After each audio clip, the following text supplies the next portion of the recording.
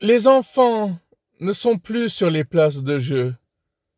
Ils sont soit devant leurs écrans, soit ils ont été kidnappés. Ouais, tout à l'heure, j'étais en train de conduire et puis j'ai vu une fille qui était sur le trottoir et il y a une camionnette qui était de l'autre côté, sur l'autre voie. Et la fille a paru très contente de voir cette camionnette. Alors, elle a couru sur la route, elle est passée devant la camionnette, elle a ouvert la portière et puis elle est rentrée à l'intérieur. Alors, soit les enfants de nos jours aiment bien se faire kidnapper tout seuls, hein, ils se laissent faire. Oui, ça facilite le travail de kidnappeur, qui n'est pas un métier facile. Non, mais c'est très bien de faire de l'humour très noir, mais ça fait aussi plaisir de voir des enfants rentrer dans des camionnettes en toute sécurité et pas simplement se faire kidnapper. Tout à fait, absolument, certainement. L'autre jour, j'ai vu trois jeunes qui étaient sur une seule et même trottinette. T'imagines s'ils font un accident, si une voiture les heurte? Les parents, ils oseront jamais raconter la vérité à qui que ce soit. T'imagines la honte? Ouais, mon fils était suffisamment con pour être sur une trottinette avec deux potes. Il n'avait aucune protection, il roulait n'importe comment sur la route. À contresens. Non, ça c'est le genre de truc qui reste secret, hein. Sauf si les rumeurs sont nettement pires que la vérité, ce qui est malheureusement très souvent le cas. Comment il est mort, ton fils, déjà?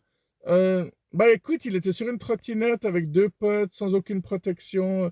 Non, non, mais là, tu passes pour le parent qui sait pas du tout éduquer un gosse. Absolument pas. Et ce qui est bien plus terrible que tout ça, c'est que je suis en train de prouver que tu peux faire d'une véritable tragédie une énorme comédie. Oui, la fameuse comédie humaine, hein, qui est d'ailleurs le nom donné par Honoré de Balzac à plus de 90 nouvelles et romans écrits entre 1829 et 1850. Mais bon, qu'est-ce que tu disais déjà? Non, mais je suis désolé, mais tu peux que te marrer de la stupidité quand t'entends une histoire pareille. C'est les Darwin Awards puissance, pleine puissance. Pleine puissance au carré, oui. Parfois, je suis dans ma voiture, dans des endroits où aucune autre voiture est parquée. Et je suis assez fasciné de voir que les voitures qui passent à côté, sans forcément se rendre compte que je suis à l'intérieur, roulent vachement vite et ça fait secouer la voiture. Bon, tant que ça fait pas trembler la terre, ça va. Ouais, t'as vraiment pas besoin de plus que ça pour te rendre compte que les gens roulent vraiment comme des malades. Ouais, je profite de raconter toutes ces histoires pendant que je suis encore dans ma voiture. Sinon, de nuit, une fois j'étais dans ma voiture, aussi dans un endroit où il n'y avait que ma voiture qui était parquée, et j'ai vu un type qui avançait vers moi. Euh, et tout à coup, j'ai mis les phares, j'ai enclenché le moteur et j'ai commencé à rouler. Et sa réaction a été fabuleuse. Il a tourné les talons et je suis persuadé qu'il a fait semblant de téléphoner. Et je suis encore plus sûr qu'en fait, il voulait voir ce qu'il y avait à l'intérieur de ma voiture et la cambrioler.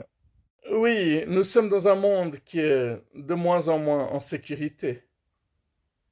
Enfin, si vous comprenez sa réaction d'une autre manière, prière de me le faire savoir. Allez, prenez soin de vous, à bientôt, bye bye.